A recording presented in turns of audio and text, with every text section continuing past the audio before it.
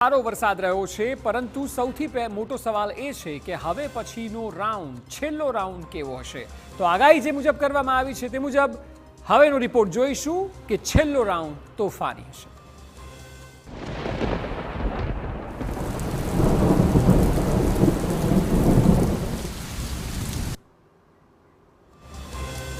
રાજ્યમાં મેઘરાજા હવે આગામી દિવસોમાં વિદાય લેશે. જો કે જતા જતા મેઘરાજા ગુજરાતમાં જમાવટ કરશે. હવામાન વિભાગની આગાહી પ્રમાણે દક્ષિણ ગુજરાતના અનેક જિલ્લાઓમાં આગામી 6 દિવસ સુધી ધોધમાર વરસાદ જોવા મળશે. 5 થી લઈને 7 ઇંચ સુધી વરસાદ થઈ શકે છે. માત્ર દક્ષિણ નહીં, રાજ્યના અનેક વિસ્તારમાં આગામી દિવસોમાં વરસાદી માહોલ જોવા મળશે. ત્યારે જુઓ શું છે હવામાન વિભાગની આગાહી.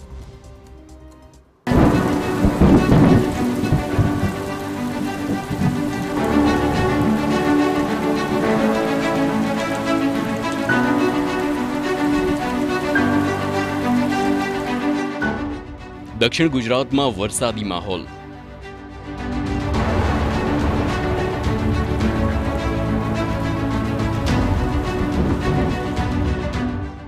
આગામી 7 દિવસ પડશે ધોધમાર.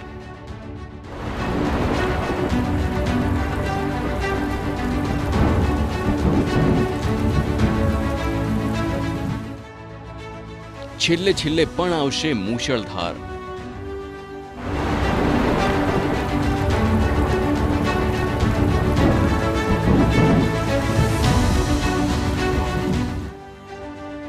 ક્યાં આવશે ભારે વરસાદ?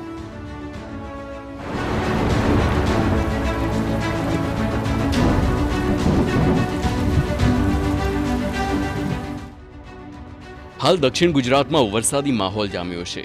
દક્ષિણ ગુજરાતના તમામ જિલ્લાઓમાં હાલ વરસાદ છે.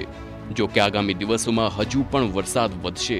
હવામાન વિભાગની જે આગાહી સામે આવી છે તેના પ્રમાણે આગામી 7 દિવસ સુધી દક્ષિણ ગુજરાતના જિલ્લામાં મૂશળધાર વરસાદ પડી શકે છે. અનેક દિવસો બાદ હવામાન વિભાગે દક્ષિણ ગુજરાતમાં યલો અને ઓરેન્જ એલર્ટ આપ્યું છે.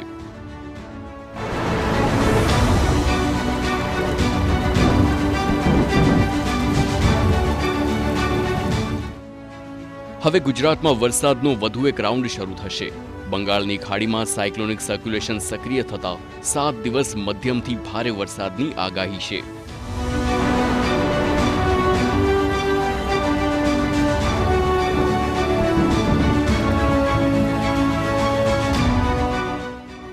ગુજરાતમાં હાલ તાપમાનનો પારો 30 ડિગ્રી સેલ્સિયસ કરતાં વધુ નોંધાઈ રહ્યો છે.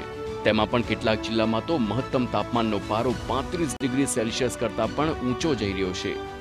ત્યારે હવામાન વિભાગ દ્વારા હજુ એક વરસાદી રાઉન્ડની આગાહી વ્યક્ત કરવામાં આવી છે. આગામી 28 તારીખ સુધી રાજ્યમાં વરસાદની આગાહી છે. જો કે સમગ્ર ગુજરાતમાં વરસાદ પડશે નહીં. દક્ષિણ ગુજરાતના જિલ્લાઓમાં અને મધ્ય ગુજરાતમાં વરસાદની શક્યતા છે.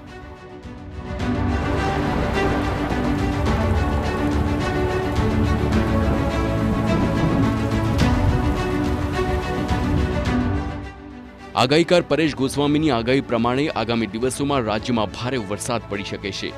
25 થી 30 સપ્ટેમ્બર સુધી રાજ્યમાં ભારે વરસાદની શક્યતાઓ છે. 5 થી 7 ઇંચ વરસાદની શક્યતા છે. એ ટ્રેક મુજબ જોવા જઈએ તો એ જે છત્તીસગઢ ઓરિસ્સાના પાર્ટ છે અને ત્યાં થઈને મધ્યપ્રદેશ થઈને ગુજરાત ઉપર આવે તેવી પૂરી શક્યતાઓ છે. જો કે એમાં ફેરફાર થવાની શક્યતા ખૂબ ઓછી છે, જેમાં કોઈ ફેરફાર નથી થવાનો, જેને કારણે એ સિસ્ટમ છે એ 24-25 તારીખથી ગુજરાતમાં વરસાદના રૂપમાં અસર કરવાની છે. પણ અમે ઘણા સમયથી આની માહિતી એટલા માટે આપી રહ્યા છીએ કેમ કે એ સિસ્ટમ છે એ થોડીક મજબૂત હશે અને આપણે થોડુંક નોર્મલ કરતાં વધારે વરસાદ, એટલે રાજ્યના અનેક વિસ્તારો એવા હશે કે જ્યાં 2 થી લઈને 4-5 ઇંચ વરસાદ થઈ શકે છે અને અમુક વિસ્તારની અંદર 5 ઇંચ કરતાં પણ વધારે વરસાદ પડવાની શક્યતાઓ છે. એ 24-25 તારીખથી લઈ અને 30 સપ્ટેમ્બર સુધીમાં જે વરસાદો પડવાના છે એટલે એ વરસાદને ધ્યાનમાં રાખીને આપણે ખેતી કાર્ય છે એ કરવું જોઈએ, જેથી કરીને આપણું ખેતીની અંદર નુકસાન ઓછામાં ઓછું થાય. રાજ્યમાં વરસાદની વિદાય હાલ થઈ નથી. આગાહીકાર પરેશ ગોસ્વામીની આગાહી પ્રમાણે ઓક્ટોબર મહિનાની શરૂઆતમાં ચોમાસું વિદાય લે તેવી શક્યતા છે. જે પ્રોસેસ હોય છે એ ભારતમાંથી ચાલુ થઈ છે, પણ ગુજરાતમાં હજુ વાર લાગશે. ભારતમાંથી એટલે કે રાજસ્થાનના જે પાકિસ્તાન સરહદ બોર્ડર લાગુ વિસ્તારો છે, જેમાં ખાસ કરીને આપણા ઉત્તર પશ્ચિમના જે રાજસ્થાની ભાગ છે ત્યાંથી મોન્સૂન વિડ્રોલની પ્રોસેસ છે એ 24 થી 36 કલાકની અંદર થઈ શકે તેવી શક્યતાઓ હાલ દેખાઈ રહી છે. જોકે ગુજરાતની અંદરથી આ ચોમાસાની વિદાયની શરૂઆત છે એ 1-2 ઓક્ટોબર આસપાસ થશે ને એમ ઘણા સમયથી કહી રહ્યા છે. પણ દેશમાંથી એટલે કે રાજસ્થાનમાંથી આ વિદાયની શરૂઆત છે એ હવે ગમે ત્યારે થઈ શકે છે ને એના માટે હવે લગભગ 24 થી 36 કલાકનો સમય બચ્યો છે. એટલે ધીમે ધીમે રાજસ્થાનથી ચોમાસાની વિદાય થશે, એ પછી આપણે ગુજરાતમાંથી પણ 1-2 ઓક્ટોબર આસપાસ વિદાય થવાનું ચાલુ થશે.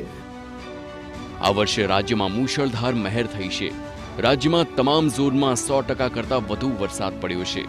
ઉત્તર અને મધ્ય ગુજરાતમાં થોડી ઘટ જરૂર છે, છતાં 106%ની આગાહી સામે 125% વરસાદ વરસ્યો છે. જો તમામ જિલ્લાઓમાં પડેલા વરસાદની વાત કરીએ તો કચ્છમાં 183%, ઉત્તર ગુજરાતમાં 107%, મધ્ય ગુજરાતમાં 121%, સૌરાષ્ટ્રમાં 129%, દક્ષિણ ગુજરાતમાં 129%, રાજ્યમાં સરેરાશ 125% વરસાદ વરસ્યો છે. આમ 2024ના ચોમાસાનો છેલ્લો રાઉન્ડ આગામી દિવસોમાં જોવા મળશે, જે બાદ આગામી મહિનાથી મેઘરાજા વિદાય લેશે.